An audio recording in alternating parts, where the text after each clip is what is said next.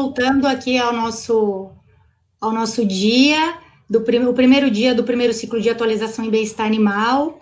Agora a gente vai dar início ao nosso segundo grupo de palestras, na verdade um painel de discussão, né?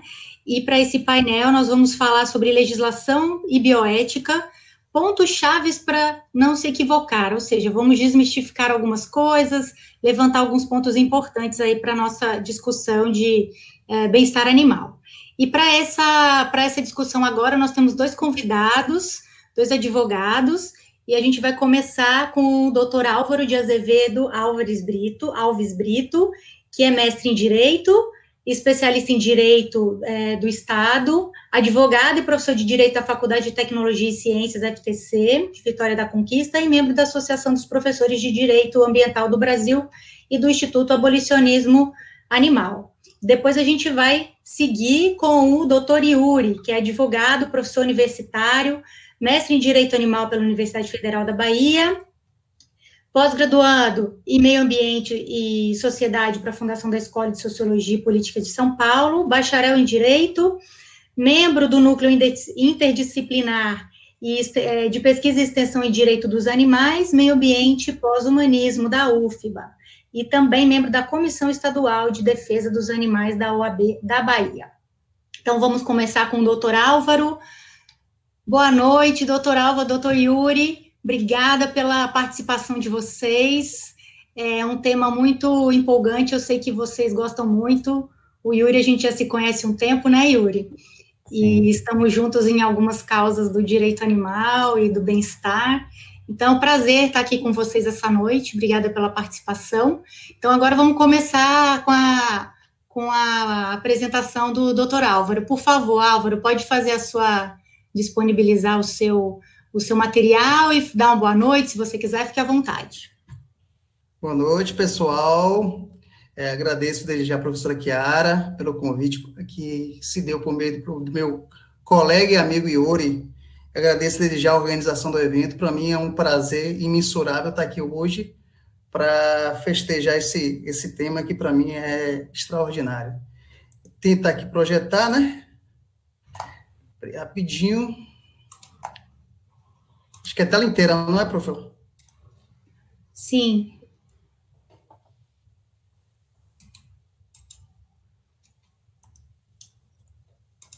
Aí vocês me dão ok para ver se eu estou conseguindo projetar.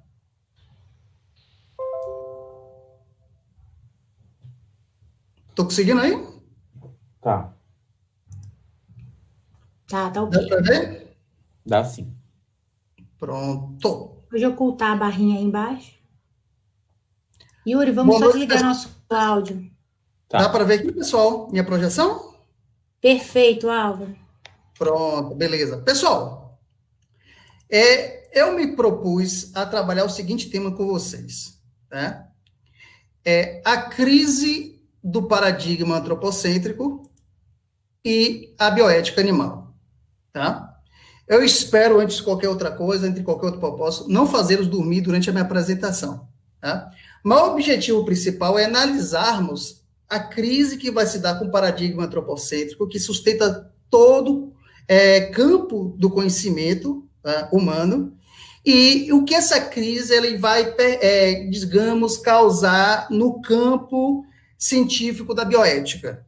Para isso, pessoal, antes de mais nada, eu vou querer trabalhar duas ilustrações com vocês, só para poder trabalhar essa ideia de paradigma, que nem todos têm uma familiaridade.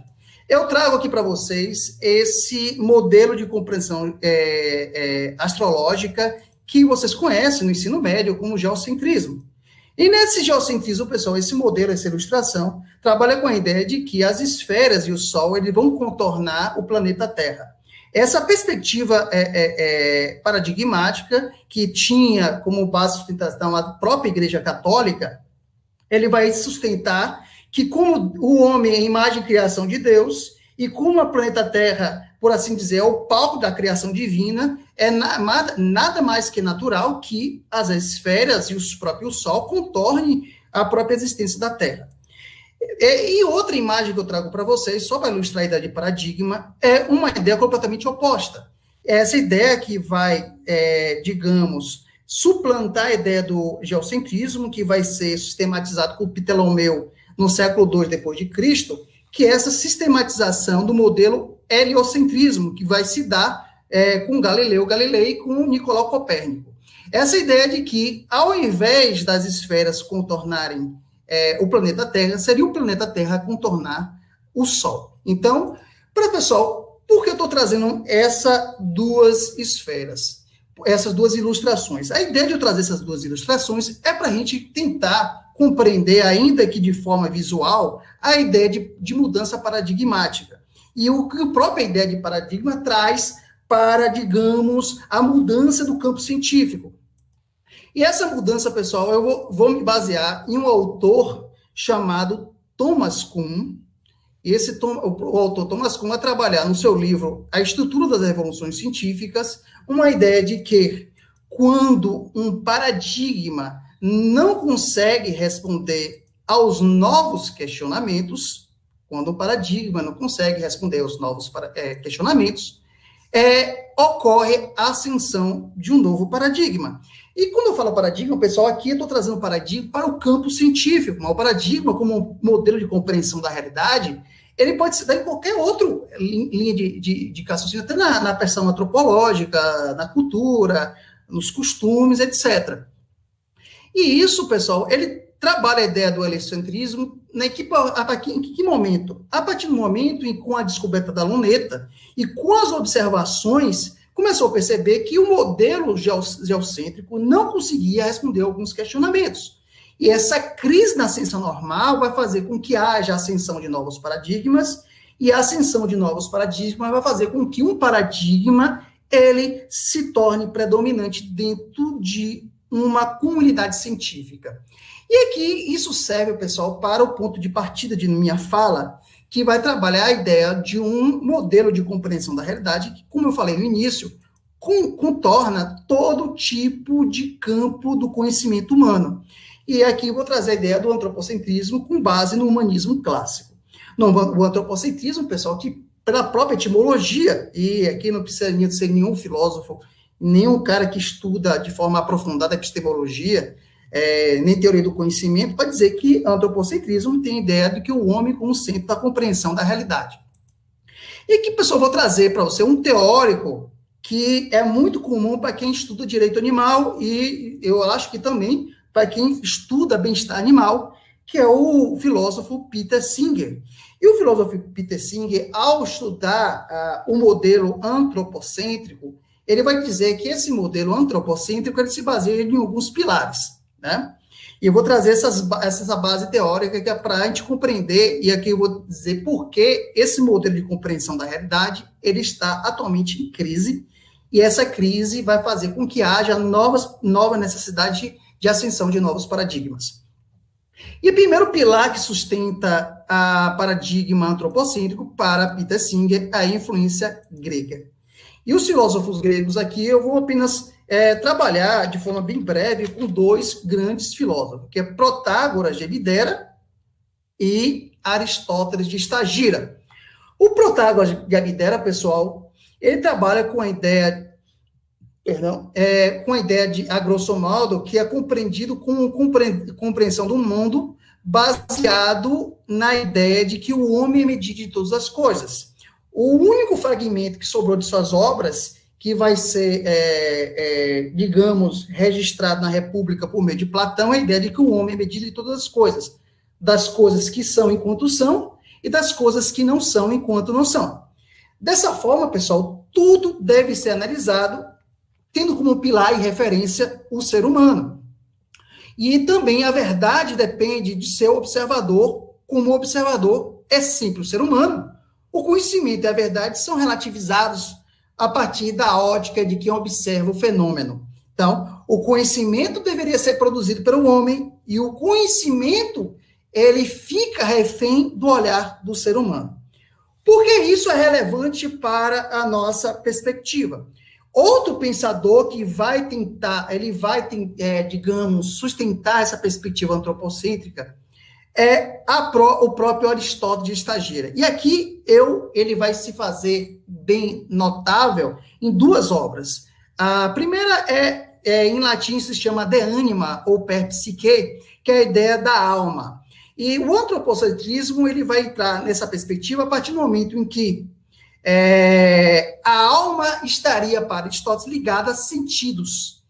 E seria elemento intrínseco a todo ser vivente. Então, ele vai diferenciar o ser que vive e o ser que não vive.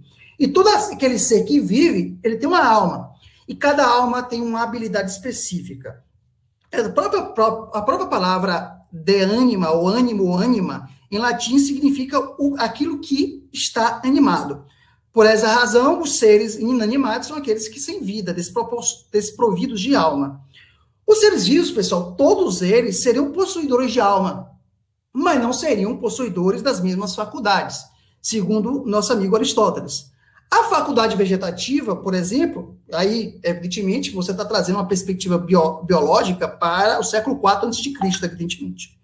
A faculdade vegetativa estaria ligada à alimentação, e por isso liga-se a todo ser vivo, seja ele vegetal ou animal.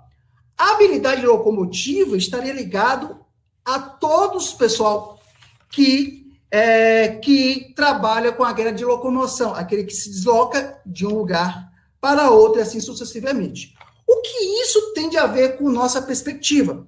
A partir dessa compreensão de que existe uma pirâmide hierárquica entre os seres vivos, existiriam os animais superiores, o ser humano seria aquele capaz, portanto, de raciocinar, de deliberar, de compreender acerca do justo e do não justo. Haveria, em razão disso, uma cadeia ou pirâmide dos seres, tendo como figura central ou ápice o ser humano. Os vegetais, portanto, serviriam os animais, e estes, os animais, serviriam o animal humano. Seria correto, portanto, pela perspectiva de Aristóteles, que determinadas espécies servissem como instrumento de outras. E não, por acaso, o filósofo, em sua outra obra, nesse caso, A Política, justificou, inclusive, a escravidão humana com base no mesmo argumento. O ser humano deveria servir à sociedade, a polis, ainda que através de seu corpo. Afinal, para Aristóteles, aquele que tem menos capaz de raciocinar poderia servir à sociedade, ainda que na função de escravo. Não? Outro, pessoal, base de sustentação do antropocentrismo é a influência religiosa. E o curioso de Peter Singer é que ele fala que a perspectiva religiosa vai sustentar, inclusive, o antropocentrismo. A partir do momento em que a religião judaico-cristã, ainda antes da queda do Império Romano, ele vai cristalizar o Império, vai impedir, por exemplo, que exista a matança entre os gladiadores, porém, não impede que existam os jogos entre os animais.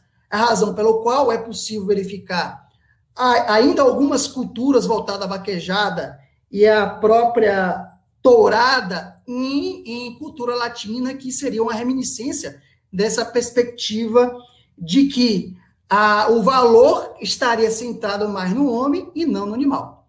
Essa perspectiva, inclusive o autor ele vai trazer algumas passagens, inclusive em Gênesis, e nessa passagem em Gênesis ele vai falar que lá Deus, quando otorgou uma regência do planeta Terra aos seres humanos, ele deu uma superioridade, por assim dizer, religiosa e moral ao indivíduo ser humano.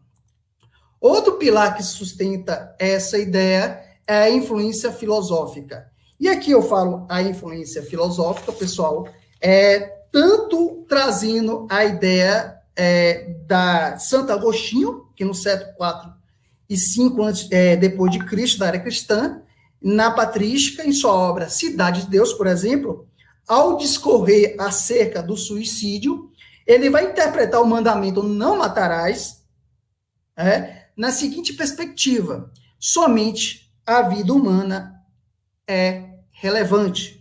Então, se você tem a regra moral não matarás, essa regra moral que serviu de discussão no início da Idade Média para verificar quem Deus contemplaria no que se concerne à proteção do valor vida, essa proteção do valor vida seria restrita à esfera humana. Tá? Porque a esfera humana, para isso, nós teríamos que ir para um autor da escolástica, Tomás de Aquino, século XIII, que, com base em Aristóteles, vai defender que há uma ordem nas coisas. As plantas viveriam em razão dos animais, os animais em razão do homem, do mais imperfeito ao mais perfeito. Em sua obra Suma Teológica, por exemplo, pessoal, é acrescentada a passagem bíblica da criação. O elemento razão seria o elemento que comprovaria a singularidade divina no ser humano. Se o ser humano ele é a imagem e semelhança de Deus, uma prova disso seria a razão. A influência de Aristóteles, inclusive na perspectiva teológica. Então, a prova lógica que somente o ser humano reside a singularidade divina seria essa ideia da razão como prova. Outro filósofo, que nesse caso não seria na escolástica, que seria um pai da filosofia moderna, seria nosso amigo René Descartes, que no século XVII ele vai trazer a ideia do paradigma também antropocêntrico. Em que sentido?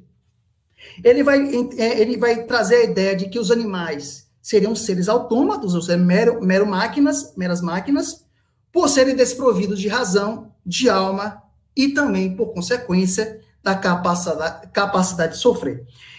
Deve levar isso em consideração, pessoal, que como não era possível fazer experimento no corpo humano, em razão de valores religiosos, a prática que se tinha muito em comum na época era a vivissecção, ou seja, dissecar um animal vivo.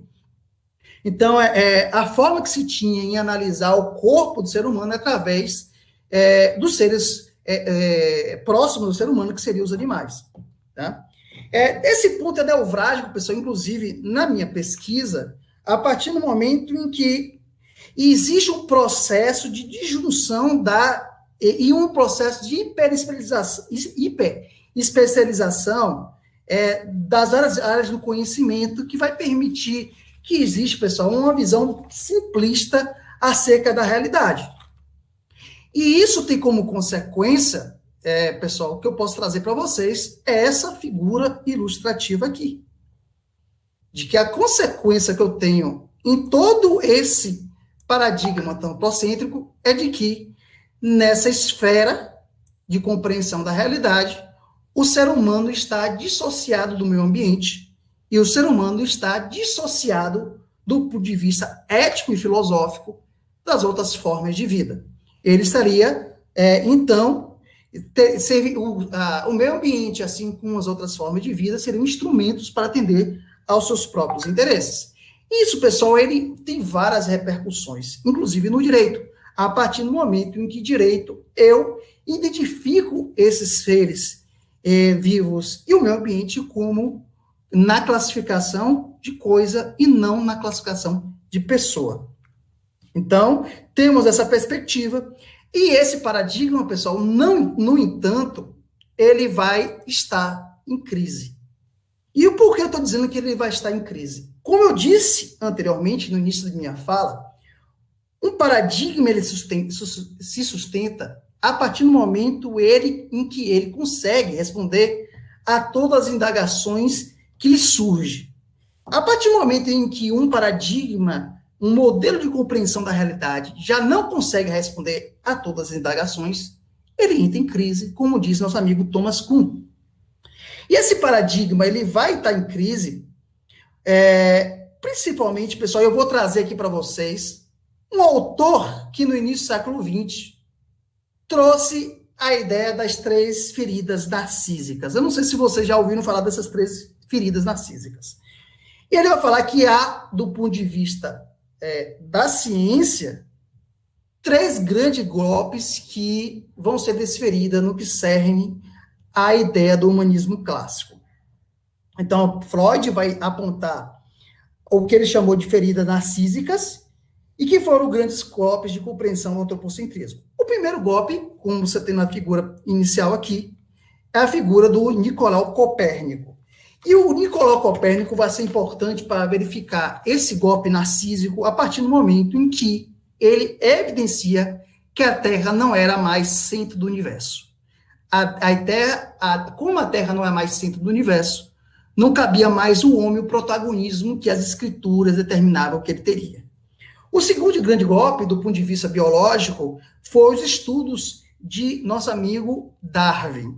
E esse segundo golpe adveio com a biologia, com os estudos de Darwin, ao evidenciar a natureza animal e não divina do ser humano. A partir do momento que eu compreendo que o ser humano é um animal, como qualquer outro, você tem um golpe desferido de forma incisiva na ideia do antropocentrismo clássico, que se sustentava, entre outras coisas, pela uma religiosidade que identificava-o como um ser que tinha uma singularidade divina. E o terceiro e último golpe que nosso amigo Freud aponta são os estudos que ele mesmo trouxe. Em que sentido?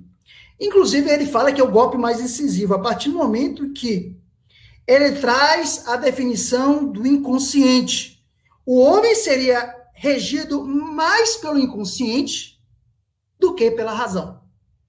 Se um homem é regido mais pelo inconsciente do que pela razão, não há como sustentar, a partir dessa perspectiva, a ideia de que existe qualquer teoria moral e filosófica que sustente a ideia de superioridade no homem com base na racionalidade.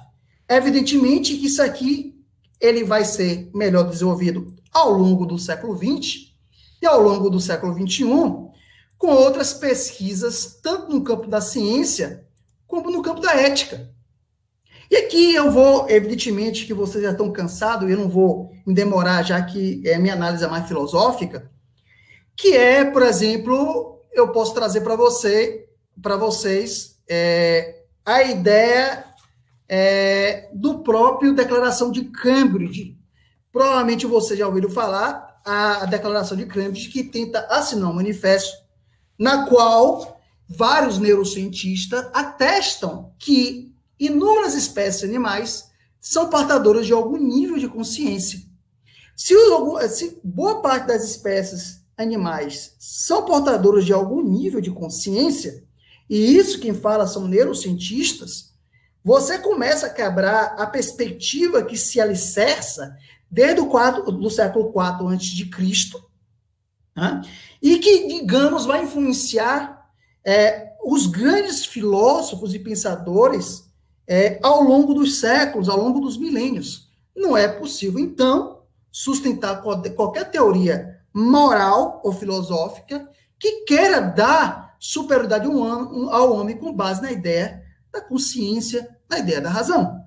Claro que aqui eu não estou indo para o campo jurídico nem legislativo, mas o que isso é relevante?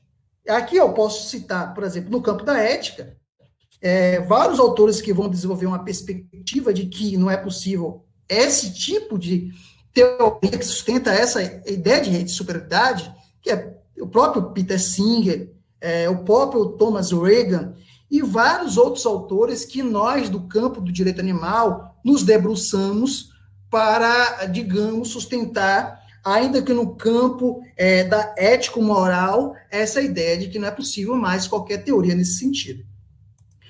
E o que eu posso trazer para vocês além disso, que seria a ideia da bioética?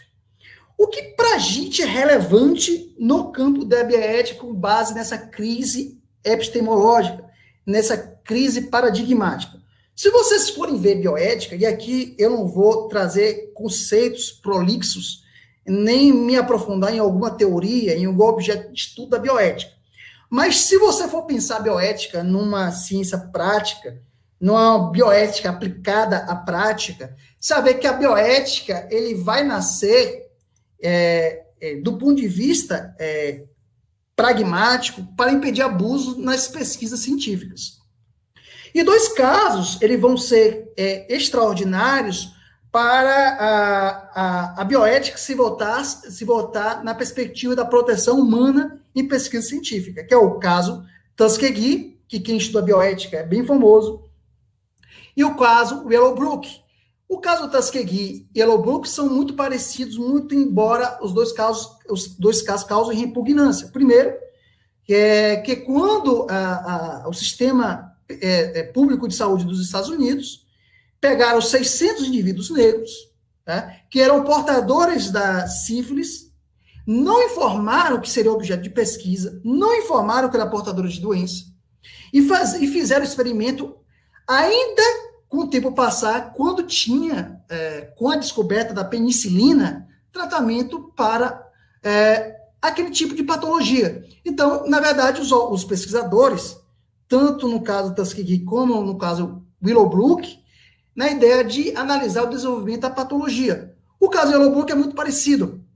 E, ao invés de 600 indivíduos negros que ocorreram lá no Alabama, o Willowbrook ocorreu num colégio público e causa maior repugnância porque ocorreram com crianças portadoras de necessidades especiais a partir do momento em que os pais eram obrigados para matricular essas crianças nesse colégio público, consentirem de que suas crianças forem objeto de experimento.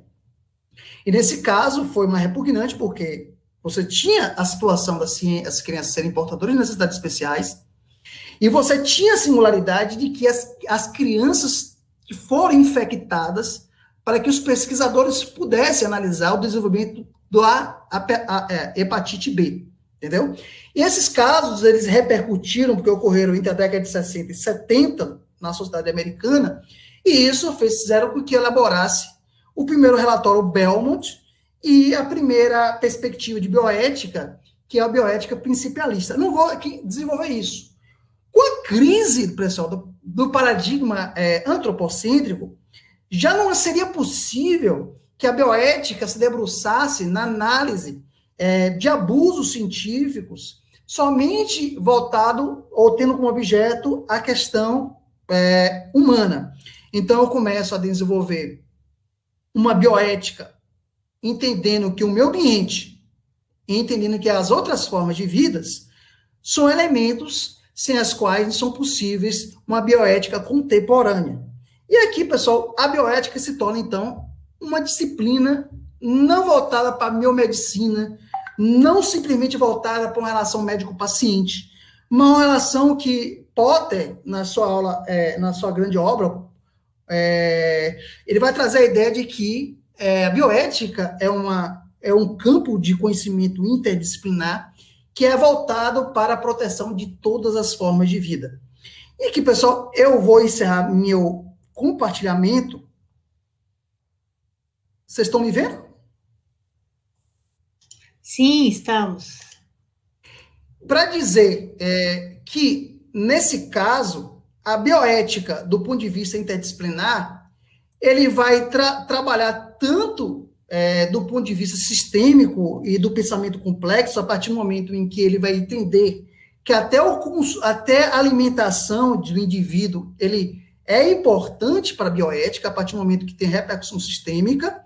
Por exemplo, a bioética, ele não vai ser indiferente, por exemplo, às outras formas de consumo, como a carne sintética, que talvez seja relevante mais para a de vocês, que, por exemplo, o que isso vai repercutir na pecuária, assim por diante.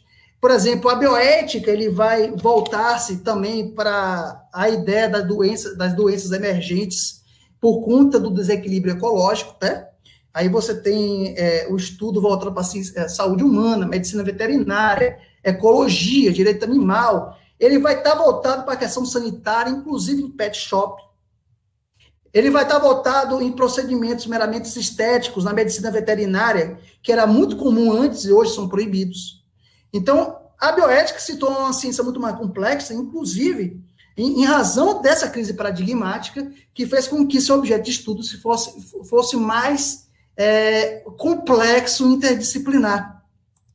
Um exemplo que eu posso trazer, que é tanto por bioética, por exemplo, e tanto por direito animal, é o que ocorreu em Minas Gerais, quando, uns 6 anos atrás, por exemplo, a Prefeitura de Belo Horizonte, com o objetivo de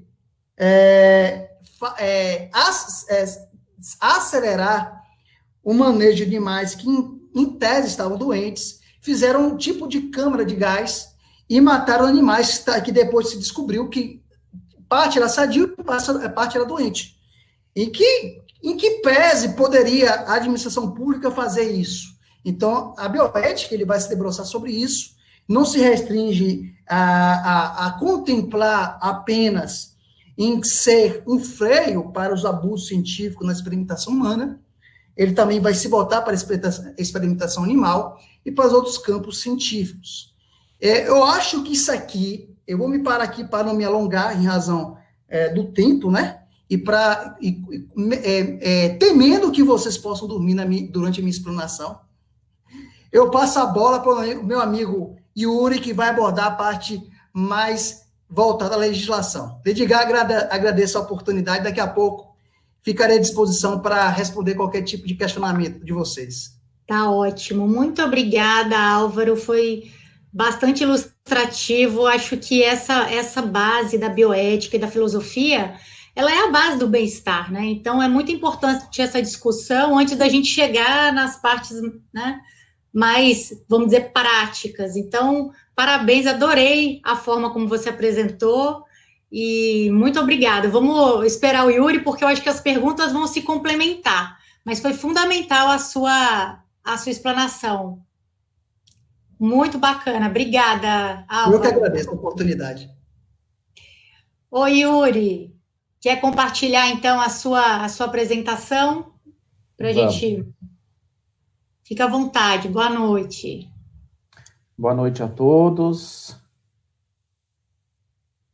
Eu estou iniciando aqui o compartilhamento de tela.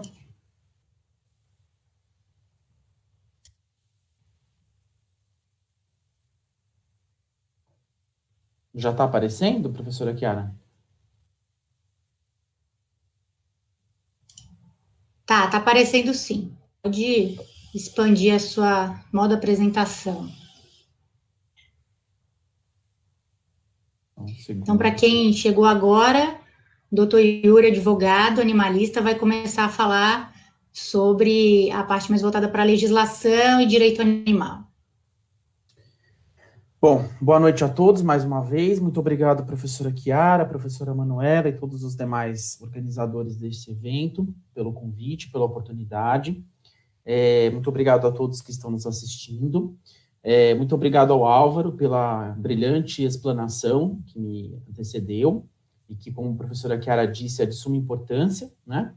E, na verdade, antes até de eu seguir aqui com a minha apresentação do modo como eu pensei, eu vou aproveitar a fala do professor Álvaro para dizer uma coisa para vocês, até porque eu acredito que a maioria dos que estejam nos assistindo não são da área do direito, né? Então, assim, a minha apresentação, ela vai ser mais ligada às leis, né, que existem, e eu fiz aqui uma seleção pensando no que seja mais útil para os zootecnistas e médicos veterinários, as pessoas que estão envolvidas com a questão do bem-estar animal, né? E eu vou, então, colocar para vocês a legislação da forma como ela está posta hoje, né?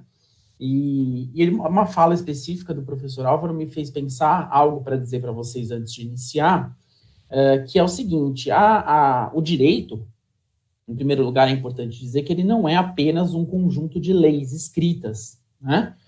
Muita gente ainda hoje acha que sim, mas, na verdade, o direito ele é uma força, um movimento, né, em construção, em desconstrução e construção o tempo todo, né? Então, nós temos essas leis que eu vou falar hoje para vocês, mas elas podem não existir mais amanhã.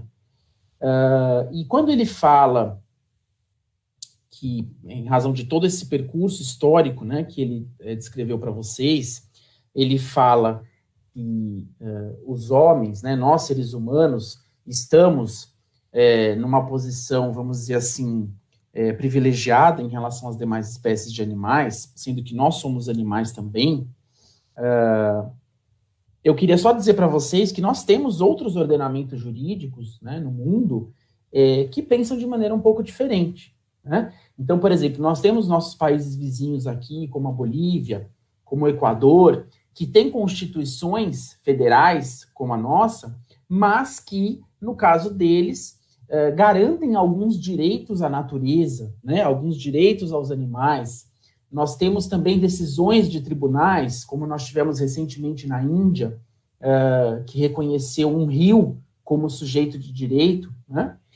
Então, nós temos alguns exemplos ainda, né, nesse mundo de hoje, que nos permitem ver que não são só os seres humanos que são considerados pessoas ou que têm direitos, né? Eu não vou entrar muito nos detalhes técnicos dos termos, mas para vocês entenderem que nós temos em alguns lugares do mundo rios, montanhas, florestas, alguns animais que não são apenas considerados coisas, né, bens, como o nosso ordenamento jurídico brasileiro, de forma geral, ainda tende a considerar, né? Eu vou trazer uma concepção aqui da nossa Constituição Federal, que na verdade não é nesse sentido, mas eu gostaria de dizer isso para vocês. Então, da mesma forma, o nosso direito, ele pode e deve, eu acredito que ele vai evoluir para que nós consideremos outros seres vivos da mesma forma que nós consideramos nós, humanos, tá?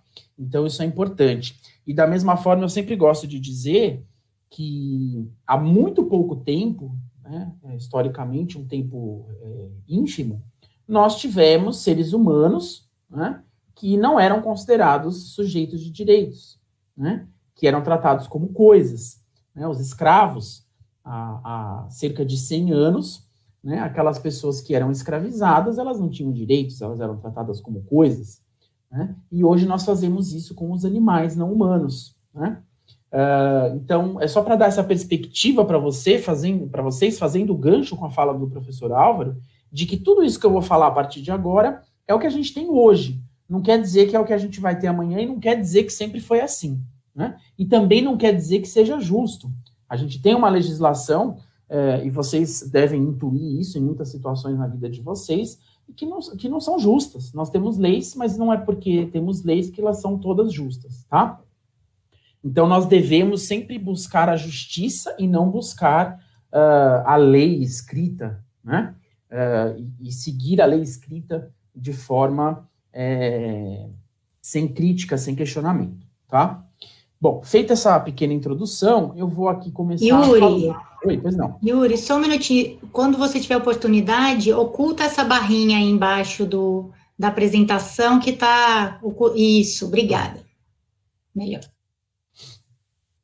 Bom, eu começo sempre falando do relatório Bramble, que vocês imagino que conheçam, porque ele é a base, né, do bem-estar animal, e ele é a base para que nós possamos hoje verificar se existe bem-estar, né, para determinado indivíduo ou para determinado grupo de indivíduos, e também para a gente analisar a presença ou não de maus tratos. E eu vou falar aqui bastante também de maus tratos, porque não dá para a gente dissociar maus tratos de bem-estar animal, tá?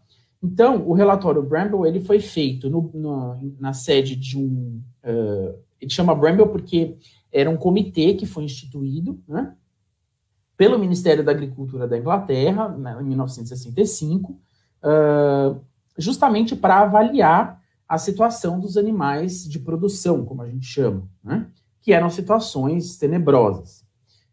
Então, esse grupo de cientistas foi formado e eles, então, produziram um relatório que elenca as conhecidas 5 liberdades, né? Então, nós temos a liberdade da fome e da sede, que para a gente talvez seja a mais fácil de perceber, né? É óbvio que um animal não pode ser submetido à fome e sede, né?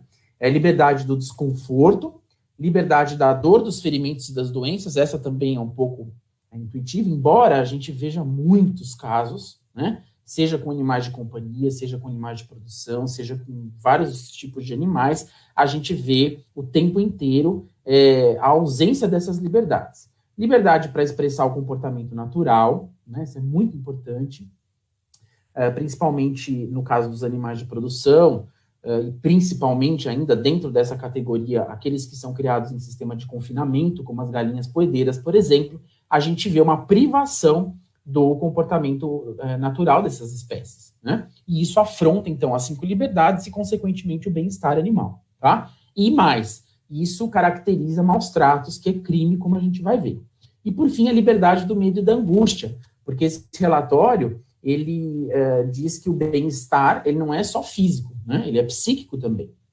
E como o professor Álvaro disse, hoje a gente sabe muito bem, pela ciência, inclusive, né, que muitas espécies de animais não humanos, além da senciência, que é um conceito já bastante disseminado, que é a capacidade de sentir dor, de sentir prazer, de sofrer, né? Muitos animais também têm consciência, como a Declaração de Cambridge mostrou para nós, que o professor Álvaro já disse, de 2012, tá? Bom, eu gosto também de falar da Declaração Universal dos Direitos dos Animais, que foi proclamada em 1978, tá? Ela foi proclamada na sede da Unesco, mas isso não quer dizer que ela tenha sido proclamada pela Unesco, tá? Ela foi proclamada pela Liga Francesa de Direito Animal.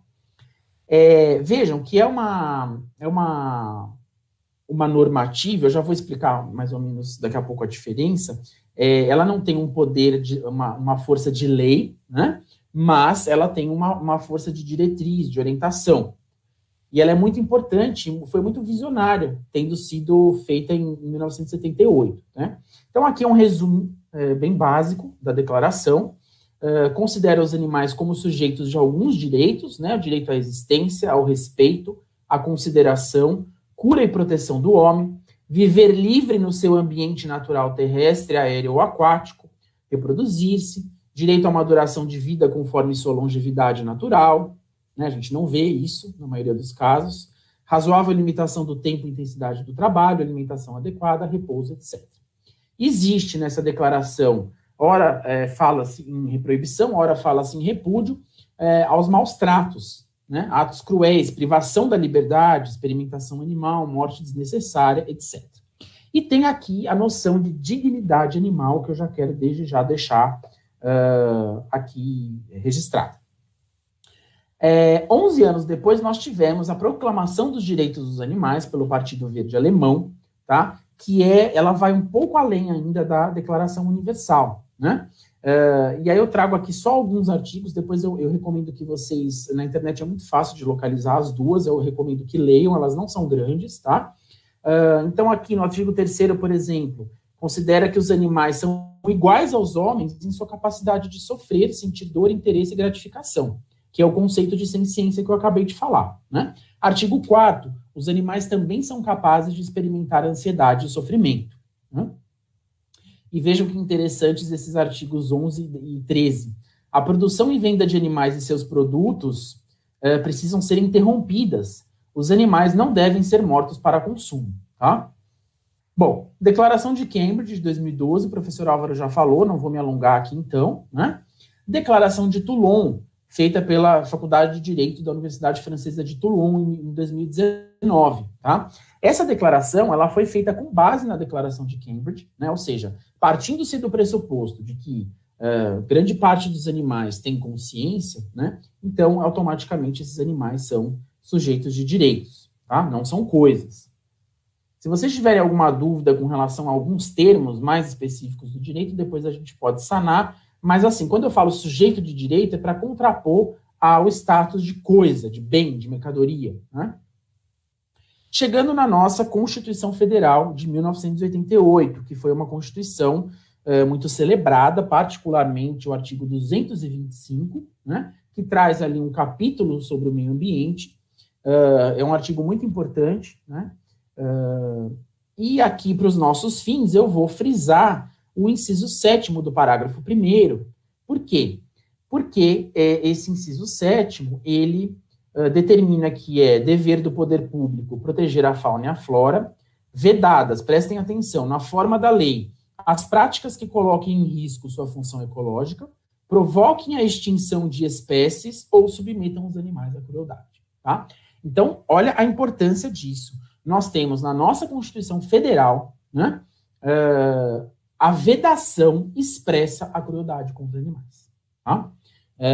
Talvez alguns não conheçam, é importante que se conheça, e rapidamente eu vou falar da hierarquia das normas.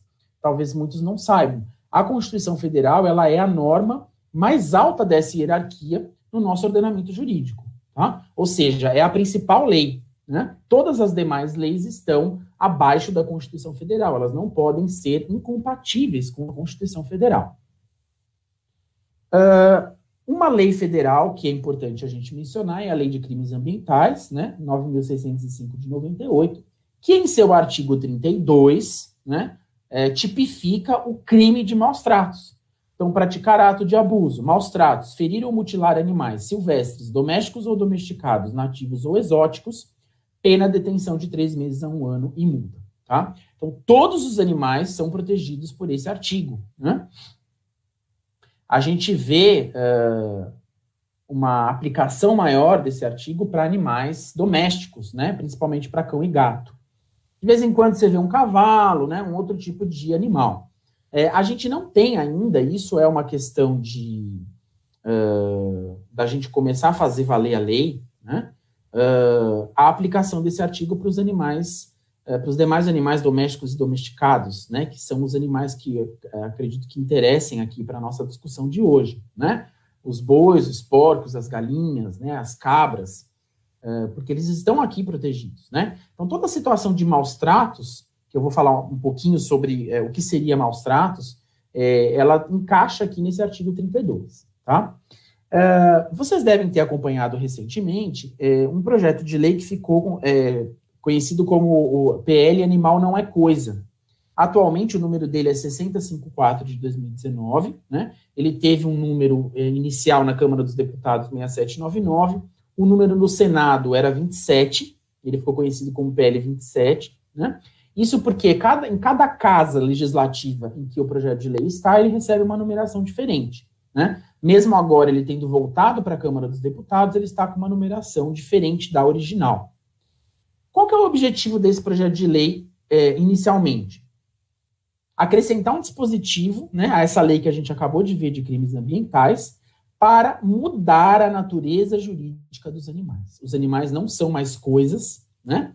Como o nosso Código Civil, no artigo 82, dispõe, mas ainda não vão ser também sujeitos de direito, né? Esse projeto de lei pretendia dizer que os animais possuem natureza jurídica sui generis e são sujeitos de direitos despersonificados, dos quais devem gozar e obter tutela jurisdicional em caso de violação, vedado seu tratamento como coisa, tá? O que aconteceu? O texto original, que é do deputado federal Ricardo Izar, ele abrangia todos os animais, né? E ele recebeu essas 2 emendas aí no Senado para retirar a maioria dos animais e só deixar os cães e os gatos, tá? As razões são óbvias, né? Nós temos hoje um Congresso Nacional fortemente dominado pela bancada ruralista, como a gente conhece, né? O setor do agronegócio, e eles impedem qualquer projeto de lei que tente beneficiar de qualquer forma os demais animais, né? A mesma coisa está acontecendo com esses 2 projetos de lei, inclusive esse 1095, a votação seria hoje, né? Vocês devem ter visto nos jornais, houve uma manifestação em Brasília, né? Existe uma grande mobilização pela aprovação desse projeto, que é de autoria do deputado federal Fred Costa, e o 134 também é de autoria do Ricardo Izar, e aconteceu exatamente a mesma coisa entre os dois, né? O 134 abrange mais animais e o 1095 é só para cães e gatos, né? Originalmente, o 1095 também abrangia outros animais, mas o Fred Costa teve que diminuir justamente para que pudesse ter alguma chance de ser aprovado. E nós temos visto aí uma série de barbaridades, né, contra cães e gatos, por isso que a 134 se chamaria Lei Sansão. Sansão foi aquele cão que foi recentemente, teve as patas decepadas, né, sofreu mutilações bárbaras, então essa lei receberia o nome dele.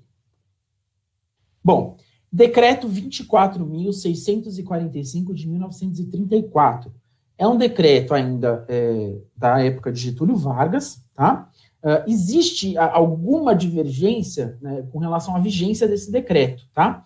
Mas a maioria da doutrina, e eu me filio a essa corrente, defende que esse decreto ainda está em vigor, tá? Porque ele teria sido supostamente revogado pelo Fernando Collor de Mello em 1991, mas como ele foi, na época de 1934, ele foi promulgado com força de lei ordinária, né?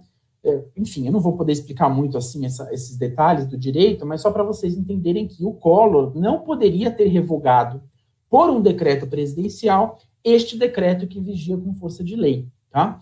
Então, resumindo, esse decreto ainda está em vigor e lá no artigo 3º ele traz 31 incisos, ou seja, 31 hipóteses de maus tratos, tá? Eu não coloquei aqui porque não ia dar tempo, mas eu também recomendo que façam a leitura, tá? Da mesma forma, Código de Direito e Bem-Estar Animal do Estado da Paraíba, né? Lei 11.140 de 2018. É uma lei estadual essa aqui, tá? Mas ela é uma lei muito de vanguarda, muito visionária, e ela está sendo referenciada como um modelo, né, para os outros estados e também para a federação. Então, aqui é só uma definição, né, dos animais. No artigo 5º, isso é muito importante, existe aqui a previsão legal de direitos fundamentais de animais não humanos, né, na linha do que a gente viu na Declaração Universal e na Proclamação dos Direitos, mas aqui é uma lei, né, tem uma força diferente. E aqui no artigo 7º, no parágrafo 2º, existem 46 incisos, ou seja, 46 hipóteses de maus tratos, tá?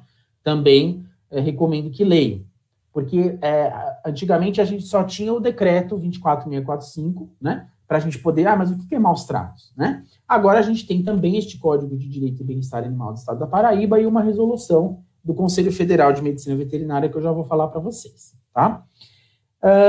Aqui o RISPOA, que o professor Irã, no painel anterior, mencionou, acredito que também seja mais familiar para vocês, que é o regulamento da inspeção industrial e sanitária de produtos de origem animal, mas a gente tem algumas referências ao bem-estar animal, e eu vou destacar o artigo 88, né, que diz que o estabelecimento é obrigado a adotar medidas para evitar maus tratos aos animais e aplicar ações que visem a proteção e ao bem-estar animal, desde o embarque, na origem, até o momento do abate. Tá? Esse artigo é muito importante. Depois a gente tem as normativas do MAPA, que na hierarquia que eu falei para vocês, então tem a Constituição Federal, né? A gente tem as leis, estou fazendo de uma maneira mais palatável, e aí vem esses atos que a gente chama de atos de normas infralegais, né? Então, normativas do MAPA, que é o Ministério da Agricultura, Pecuária e Abastecimento, e aqui eu destaco para vocês a Instrução Normativa 3 de 2000, né? Por quê? Porque ela traz o regulamento técnico de métodos de insensibilização para o abate humanitário, né? E a Instrução Normativa 56 de 2008, que traz as recomendações de boas práticas de bem-estar para animais de produção e de interesse econômico, REBEM. Esses slides, né, para outras apresentações que eu fiz, eu tinha aqui a portaria que criava o CTBEA, né, que o professor Ira também estava falando a respeito. E, de fato, infelizmente, a CTBEA foi extinta por questões políticas, né, do atual governo, e, embora, como ele também sabiamente disse, os servidores estão lá ainda dentro do MAPA, né, trabalhando de alguma forma com a questão do bem-estar, mas a gente não tem mais a comissão, né? E aqui eu coloco um link para vocês, eu posso também disponibilizar depois os slides, porque neste link do site do Ministério da Agricultura, existe uma relação mais extensa de legislação, tá? Para quem quiser consultar. Eu estou pegando aqui o que é mais importante do meu ponto de vista. A Instrução Normativa 3 de 2000, né, como eu disse, ela é relativa ao abate humanitário, né? Então tem aqui tudo que ela traz, né? Então ela aprova métodos de abate de acordo com os princípios de bem-estar animal, identifica e autoriza os métodos de insensibilização, determina procedimentos de manejo para evitar sofrimento e maus tratos, né? Vejam que a gente sempre tem aqui os termos, né, bem-estar e maus tratos, sempre presentes nas mesmas leis. Estabelece pontos de controle oficial, determina a construção de equipamentos e estruturas, demanda do estabelecimento e elaboração de programa, estabelece informações mínimas a serem fornecidas para aprovação de novos métodos de sensibilização, né? A normativa 56 de 2008 traz, né, os procedimentos gerais de recomendação de boas práticas de bem-estar. O que é importante nessa instrução normativa, pessoal, é o artigo 4º, que vai dispor que cada espécie de animal deve ter o seu manual de boas práticas, né? Claro, eu estou falando para experts e vocês sabem que cada espécie de animal tem as seus comportamentos, né, as suas idiosincrasias, as suas necessidades. Então, a gente tem que ter estudos, né, científicos para que a gente possa produzir, então, esses manuais de bem-estar de acordo com a espécie, né? Para quem não sabe, a minha pesquisa de mestrado foi sobre as galinhas poedeiras, né? Então, eu aprendi um pouco sobre essa espécie, E elas têm alguns comportamentos que são naturais da espécie, né? Que vocês também estão cientes. Então, elas gostam de se empolerar, elas gostam de tomar banho de areia, elas gostam de tomar sol, elas gostam de ciscar, né? Na verdade, não é só gostam, né? Isso é um comportamento natural da espécie que precisa ser respeitado. Bom, então aqui eu trouxe alguns exemplos e tem aqui também um link, né, do site do Ministério da Agricultura, lá vocês podem achar vários. Não tem todos, viu? Isso é importante a gente falar. Por exemplo, Manual de Boas Práticas de Manejo em Equidiocultura. Esse é um manual que eu já li inteiro, né? Isso é para cavalo, tá? Se vocês precisarem de Manual de Boas Práticas para jumentos, por exemplo, não existe, tá? Inclusive, esse próprio manual, ele faz uma ressalva nesse sentido, dizendo que ele pode até ser utilizado para jumentos, mas desde que haja as adaptações para a espécie, né, que haja conhecimento científico, que haja pessoas que vão poder, com conhecimento sobre a espécie dos asininos, fazer a utilização desse manual, né? Mas a gente sabe que cavalo é uma espécie, jumento é outra, bem diferentes, né? Infelizmente, com essa onda aí que nós tivemos nos últimos anos de abate de jumentos, métodos de insensibilização, método de contenção, tamanho de box, né, uma série de coisas que são de cavalo, ou até de boi, às vezes, eles estavam utilizando para jumentos, né? Então, evidentemente que o bem-estar não está presente ali. Eu estou, assim, tentando correr por causa do tempo. A resolução que eu mencionei para vocês é importantíssima, né? Resolução 1236 de 2018, do Conselho Federal de Medicina Veterinária, né? Traz aqui conceitos de maus tratos e crueldade, e da mesma forma, no artigo 5º, traz 29 incisos, né, para dizer o que é maus tratos. Eu estava aqui com mais slides com esses incisos, mas ainda bem que eu tirei, porque eu já estou com 1 minuto restante aqui. A gente tem, vocês sabem também, as recomendações da Organização Mundial de Saúde Animal, OIE, né? Eu pus aqui também o link para vocês, do Ministério da Agricultura. Nós temos uma ampla legislação, né, da OIE. E aqui, para finalizar, gente, eu trago algo que eu usei na minha pesquisa de mestrado, que eu acho que é muito interessante, eu não sei se todos conhecem, né? Eu peguei de um livro que chama Tratado de Medicina Veterinária Legal, Tratado de Medicina, acho que é isso. E esse artigo é um artigo da professora Carla Molento, da Federal do Paraná, e aí ela fez, aqui tem 3 tabelinhas, né, que eu peguei desse livro, que eu achei muito interessante, porque é uma forma de você relacionar o bem-estar, né, com os maus tratos, além, lógico, de você poder verificar, né, a ausência ou não, né, de maus tratos e o grau de bem-estar, né? Vocês sabem melhor do que eu que não existe bem-estar e mal-estar, né? Existe sim, né, essa gradação aqui do bem-estar, ele vai de muito alto a muito baixo, né? Então, aqui você tem os indicadores nutricionais de conforto e de saúde comportamentais. Lembram, né, que eu falei da importância do relatório Brombel? Então, aqui se reflete, porque esses indicadores, eles são derivados das liberdades, né? E aí tem toda uma forma aqui de você analisar para aquele indivíduo ou para aquele grupo de indivíduos, né? Como é que está o score corporal, a questão do abrigo, da alimentação, os recursos ambientais e tudo mais, né? E aí, com base nisso, você vai chegar, né, ao grau de bem-estar. Então, se todos os grupos de indicadores estiverem adequados, você tem um grau de bem-estar muito alto e, portanto, uma ausência de maus tratos, né? E aí você vai a gradação até você chegar, né, a um ou 2 grupos de indicadores, ou 3 ou mais grupos de indicadores inadequados, você tem um bem-estar baixo ou muito baixo, e aí você tem uma presença de maus tratos, né? E aqui é a mesma coisa. Então, me parece que é uma forma muito interessante da gente, independentemente de todos esses incisos que eu falei para vocês, do Decreto 24645, do Código de Direito e Bem-Estar Animal da Paraíba e da resolução do CFMV, né, que trazem vários exemplos, várias hipóteses de maus tratos, a gente tem aqui uma forma também de avaliar os indicadores, né, chegando a que grau está o bem-estar animal e a presença ou não dos maus tratos, tá? Então, eu acredito que eu tenha cumprido o tempo, passei um pouco, eu vou finalizar agradecendo mais uma vez e fico à disposição para dúvidas. Oi, Yuri.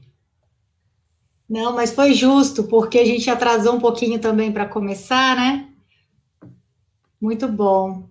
Álvaro, você está por aí? Minha internet está oscilando, eu estou aqui presente. Que bom.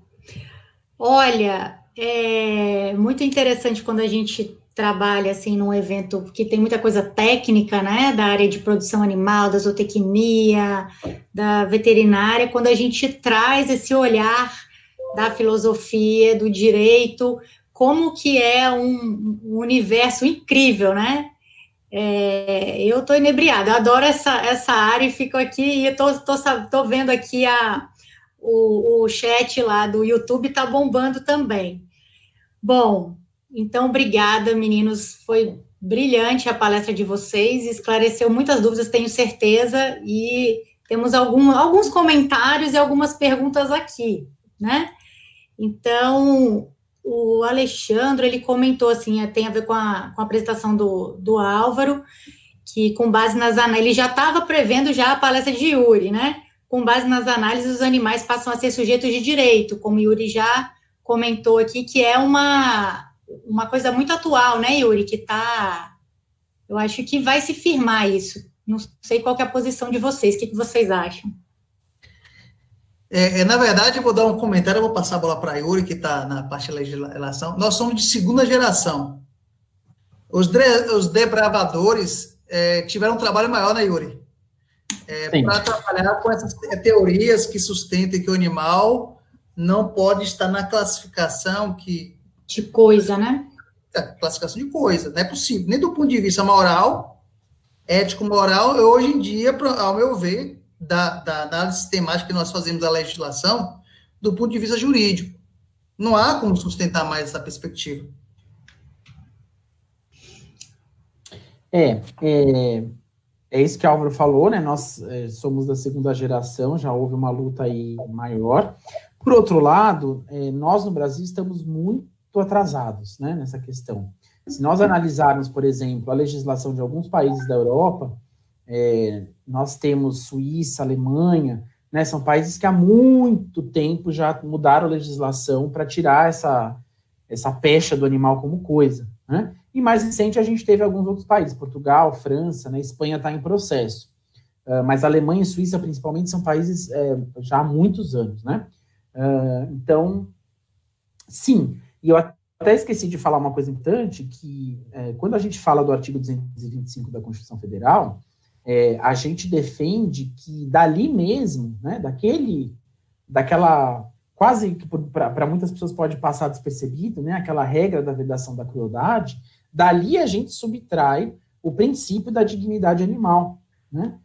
Porque quando o Constituinte diz que é vedada a crueldade contra animais, ele está reconhecendo que aquele animal não é coisa, claro, né? Porque não existe nenhuma previsão em nenhuma lei que você não pode ser cruel com um copo, né?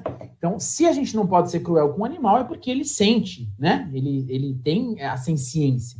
Então, a gente extrai dali que ele é um sujeito de direito. Qual direito? Né? Aí que a gente vai discutir, né? Mas, pelo menos, como diz, por exemplo, o professor Laet Levy, que é da primeira geração, né, um dos desbravadores, ele diz que, pelo menos, né, o animal não humano, ele tem o direito a não ser submetido à crueldade, né? Então, ele é um sujeito, pelo menos, deste direito. É uma discussão muito rica mesmo, né? E até porque nós que vamos falar por eles, né, Yuri? Então, às vezes, isso me preocupa muito também. Quem é esse homem que vai falar pelos animais? Complexo. Sim.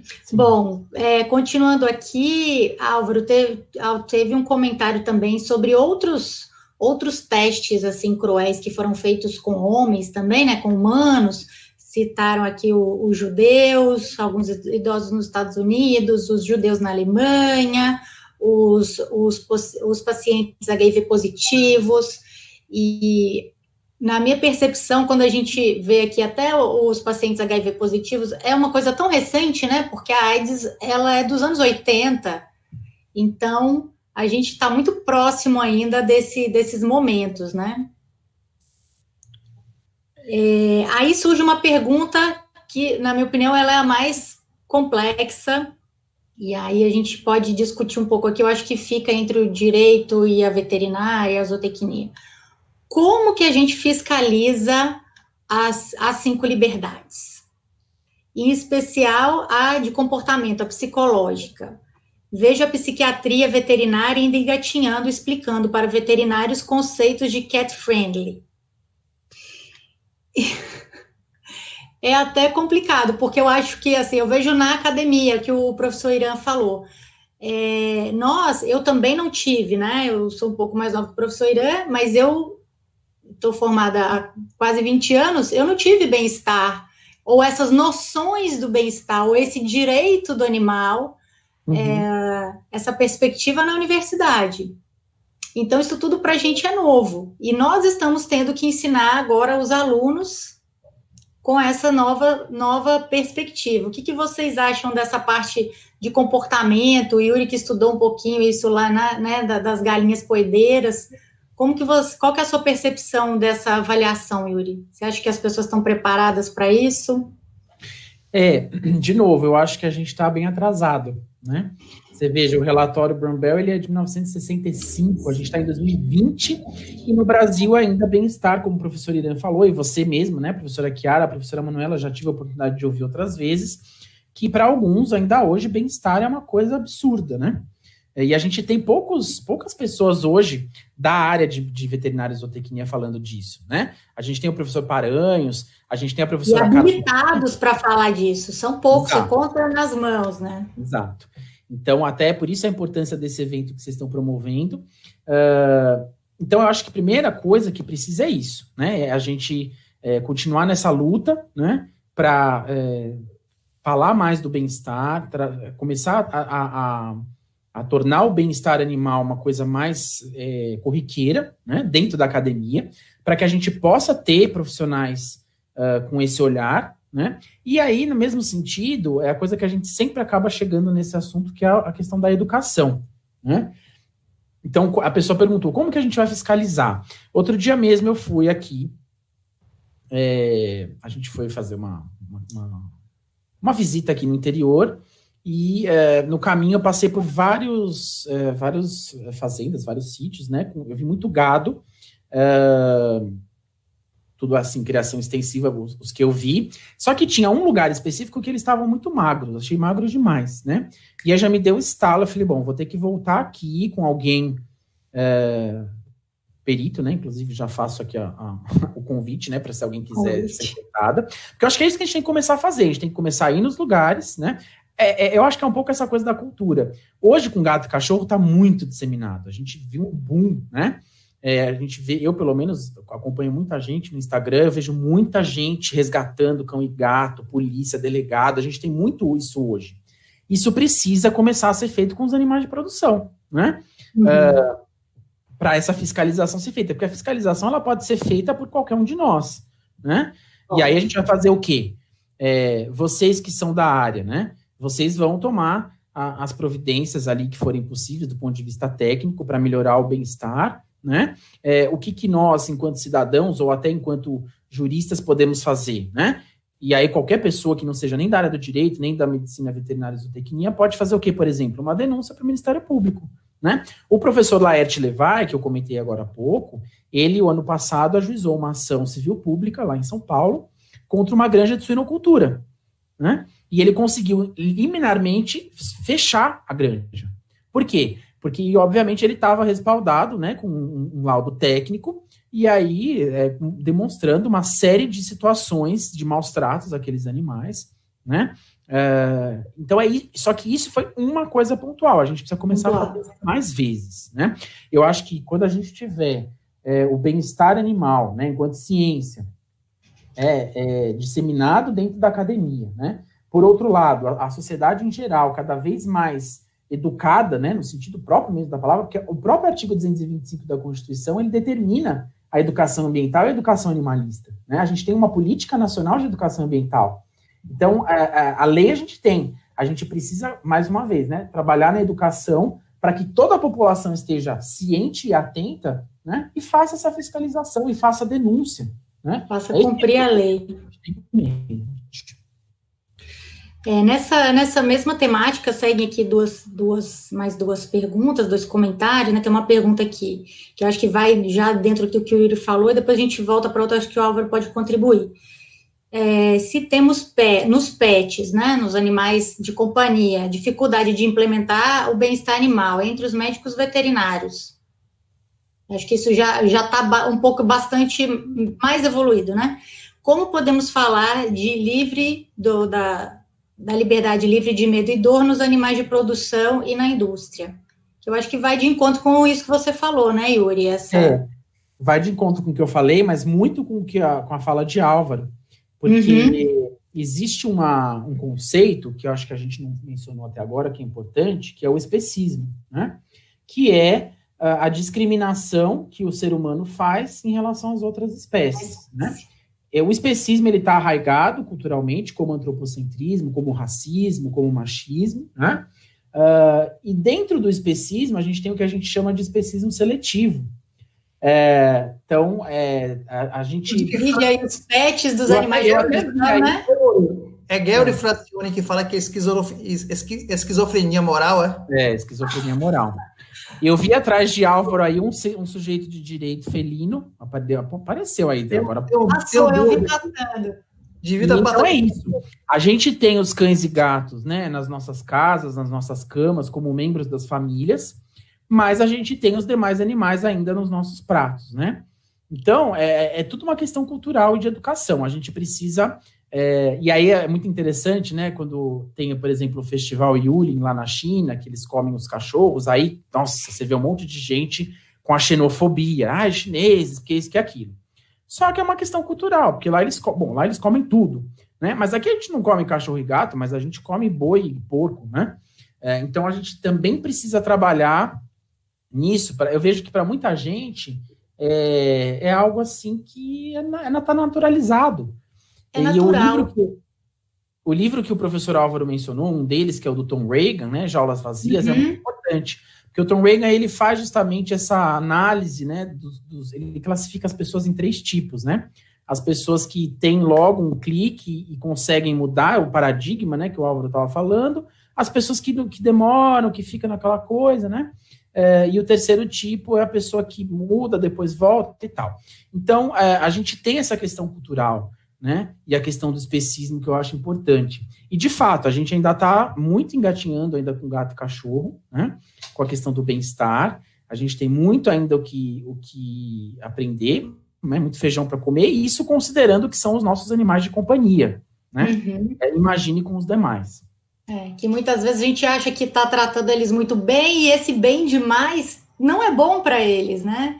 A gente vê aí os animais obesos, comendo o que não do hábito deles, e eu acho que isso que a gente comentou agora, e aí o professor Álvaro comentou lá atrás, né, no século IV, a interpretação do mandamento, né, não matarás, para mim isso foi fantástico, como que isso, dentro disso tem o especismo, né? Isso é discussão teológica. Dá para a gente ficar horas falando. Porque, afinal de contas, a Igreja Católica tinha que estabelecer a interpretação do mandamento, né? E a partir do momento que você fala, olha, a vida é importante, a vida humana. Animal não, você pode comer. Tanto que, no fim do Império Romano, eles, primeiro, proibiram os jogos entre os seres humanos, entre os gladiadores, mas permitiram os jogos entre os animais. Razão pela qual você tem na Espanha a tourada e na América Latina outros jogos desse mesmo sentido. Reminiscência do Império Romano.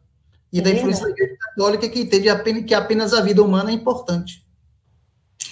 Álvaro, você falando agora, eu me lembrei que eu estou fazendo um trabalho com jumentos, e o Yuri citou aí, e eu estou tentando trabalhar no bem-estar dos jumentos que estão lá nas fazendas, né? E discutindo com os produtores que usam esses animais, um deles me falou assim, nossa, professora, há 20 anos atrás a gente estava brigando, né? Estava numa revolução para tirar as crianças do trabalho, acabar com o trabalho infantil. E agora a gente está pensando no trabalho dos animais, como melhorar essa condição deles. Então, ainda bem que a gente está evoluindo, lentamente, mas estamos, né? Ainda bem que a fala do rapaz foi até boa, porque tem gente Nós escutamos direto. Tanto problema social e você vem levantar discussão sobre direito animal. A gente escuta muito isso. Muito. Eu fiquei encantada com essa conexão que ele fez, porque eu mesma não tinha pensado nisso. Bom, e aqui, para a gente tentar finalizar, um comentário que eu acho que vocês podem me ajudar aqui. Então, se seguimos à risca a Declaração Universal, não pode existir animais de produção. E como ficam as pessoas que gostam de comer carne? Caraca, segura essa. Essa aí é pano para manga. Né? Eu posso polemizar? Por favor. Isso aqui, eu vou profetizar, daqui a 100 anos não vai ser problema moral. Porque, por questão do próprio capitalismo, eu acho que daqui a 100 anos a carne sintética ela vai ser mais barata do que aquela que vai ser reproduzida por meio da pecuária. Então, essa discussão moral, ela vai morrer a partir do momento em que não vai existir uma vida que vai ser ceifada e uma vida da tecnologia. Isso que a Álvaro falou é muito interessante, inclusive foi bom você ter falado de novo, que você já tinha falado, né, na sua fala, e é uma coisa muito interessante, né, a professora Carla Molento tem pesquisado muito a questão da agricultura celular, né, e é isso, a gente tem outras possibilidades aí se abrindo, mas, vou polemizar também da outra parte, até vi hoje um meme interessante, né, com a foto do Anthony Hopkins, como é que chamava o personagem?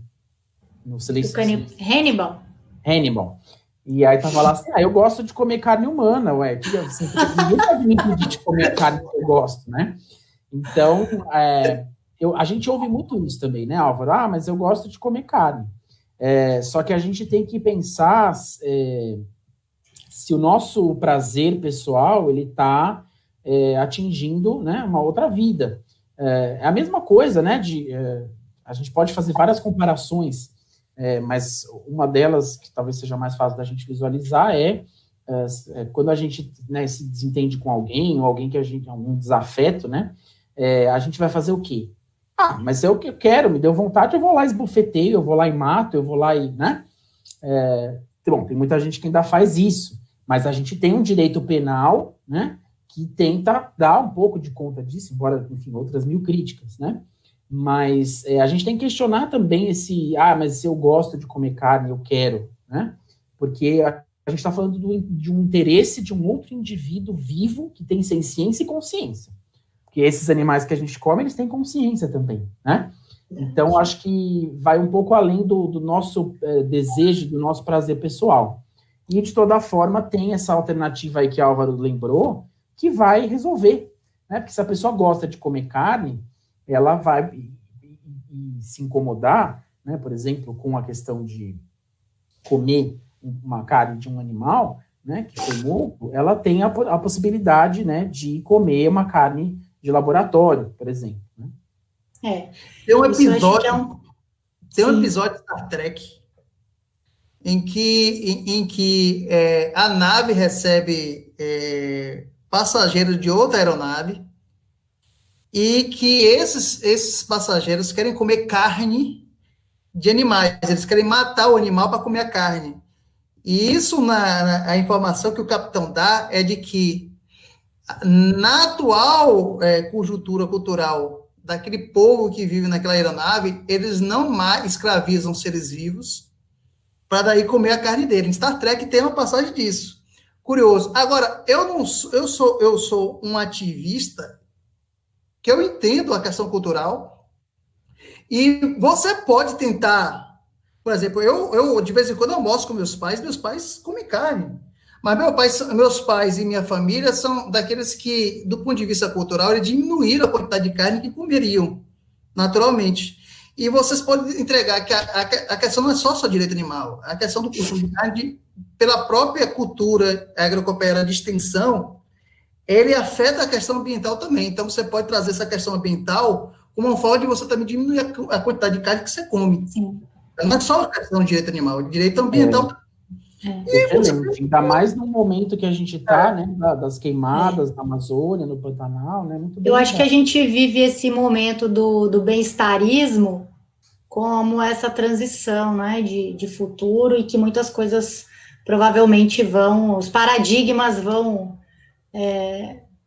tomar outros lados, as pessoas vão assumir outras posições, mas a gente tem que começar o estudo pela ciência, né, pela veterinária, pela zootecnia, e esse intercâmbio com o direito, com a filosofia, eles são fundamentais. E a gente consegue unir as forças, né, Yuri? Se você me permite, só uma coisa que eu acho importante para falar para o pessoal também é o seguinte, por exemplo, eu sou vegano, né, eu não como carne e não consumo nenhum produto de origem animal, mas eu estou aqui, né, com vocês, falando de bem-estar animal, porque eu acredito, e eu tenho...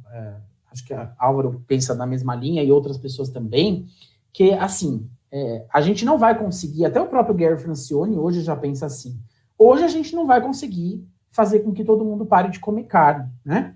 Pelo contrário, a gente vê aí números aumentando, né? Isso é até um pouco de contrassenso muitas vezes, né? Números, né, das exportações, do consumo, etc. Mas qual é a coisa que eu penso? Enquanto a gente está nesse processo, né, civilizatório, paradigmático, né, ainda do consumo de animais e de produtos, a gente tem que tentar fazer com que esses indivíduos que estão sendo hoje, né, explorados pelos humanos, eles tenham uma qualidade, né, de vida e de morte melhor. Uhum. Por isso que a gente fala em bem-estar animal, né? E por isso que eu frisei o artigo 88 do SPOA, porque é desde o embarque na origem até o abate, né? Eles têm que ser criados, transportados e abatidos, né, de acordo com as regras do bem-estar animal, para que eles sofram menos. O que a gente tem hoje é a barbárie total, na maioria dos casos, né? Por exemplo, as galinhas poedeiras, de novo, que é onde eu tenho mais autoridade, vamos dizer assim, para falar, né? A gente tem no Brasil, a grande maior parte da criação é em gaiolas, né? Gaiolas em bateria. Então, elas passam a vida inteira confinadas em situações degradantes, sem poder expressar os seus comportamentos naturais, né? Até alguém estava me contando anteontem, um caso que estão até estudando, agora não sei se foi até na USP, de galinhas poedeiras que desenvolveram tumores e que eles estão associando isso ao estresse daquela vida inteira dentro da gaiola, né? Então, assim, é uma barbaridade o que a gente faz com as galinhas poedeiras, e ainda elas vão morrer depois para a carne ser consumida, né? A exportação do gado vivo, né? A gente tem que transportar um animal vivo, de pé, sem comida, sem água, amontoado por 30 dias para chegar lá na Turquia, chegar em Israel, para ter o abate ritualístico, né? Então, assim, a gente tem ainda que lutar hoje, né? Claro que eu, por exemplo, e Álvaro, né, com a meta lá na frente, né, da carne sintética, de laboratório, etc., mas a gente tem um grande caminho pela frente, né, de lutar por condições mais dignas para esses animais, né? Eu vi nos comentários da fala do professor Irã, alguém que falou, e o professor Matheus Paranhos, eu já vi isso de várias fontes. O bem-estar, ele é bom, inclusive, para os indicadores econômicos, né, para a produtividade. A mantiqueira, que é aquela... a maior granja. Granja, eles estão transitando, claro que ainda muito pouco, para o sistema cage-free, e há um indicativo de que a produtividade melhora, né?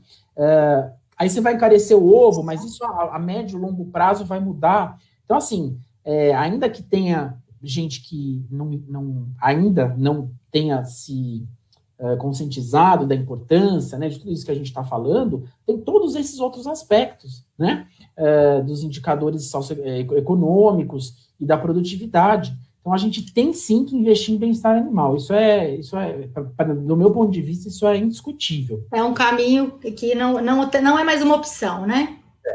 Bom, gente, eu ficaria aqui mais uma hora ou mais conversando com vocês, mas infelizmente vamos ter que encerrar. Quero agradecer muito a participação, vocês terem aceitado participar, que eu sei que foi um desafio, né? Falar sempre num evento de bem-estar animal, com pessoas de outras áreas, mas trazer esse olhar é muito enriquecedor para a gente.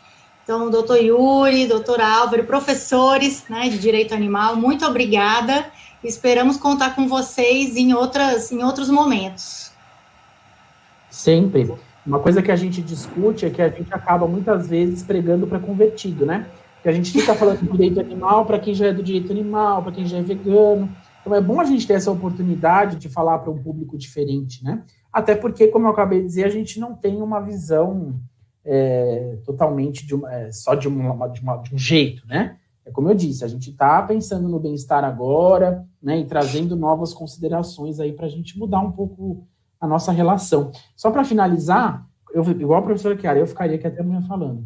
Mas quando o professor Álvaro estava falando, eu lembrei de um filme que chama Into the Wild, na natureza selvagem, baseado num livro, que foi um fato, uma história real, né? E tem uma cena desse filme que ele tá lá no meio da natureza selvagem tentando sobreviver e ele mata acho que é um bisão, né? Um grande mamífero ali nos Estados Unidos. E aquela cena é muito impressionante, muito tocante, e é interessante para a gente refletir, né? Porque a gente está numa sociedade massificada, né? A gente não vê as coisas que a gente consome, né? Os produtos, isso para tudo, né? Isso é muito importante também a gente pensar no que a gente consome. A gente não sabe de onde vem, a gente não vê como é que aquilo é feito, né?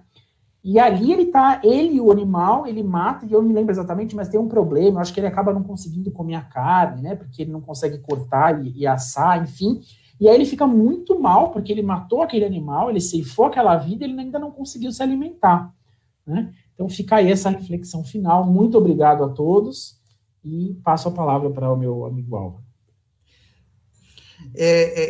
Yuri, tente dar aula de bioética para a galera de medicina veterinária aqui na região sudoeste. Porque Yuri está em Salvador e eu estou aqui no sudoeste da Bahia. E aqui a cultura aqui é agropecuária mesmo. 60% da sala briga, agropecuarista briga com 40% vegana na sala. Então aqui as discussões, os debates são acalorados. Nossa, para ter 40% vegano, tá bom, hein? Tá bom, tá bom. O faz vegano, parte da discussão.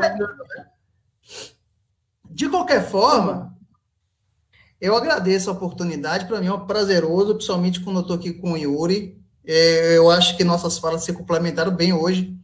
Eu agradeço a professora Chiara, a comissão pela oportunidade. É sempre bom falar sobre bioética e direito animal. Minha pesquisa, ela não foi tão específica com o de Yuri, mas eu trabalhei epistemologia, para mim é muito prazeroso trabalhar com esse tema. Precisando, professora, qualquer hora, qualquer momento, estou aqui à disposição da instituição e da senhora para trabalhar com esses temas aqui. Ainda que, se for polêmico, não tem problema, eu gosto de polêmica, a gente está aí discutindo. De qualquer forma, eu agradeço e já estou à disposição de vocês para qualquer... Muito obrigada. Trabalharmos isso. Pode ter certeza. Professor Pedro, tá à vontade para finalizar o nosso dia. Obrigada.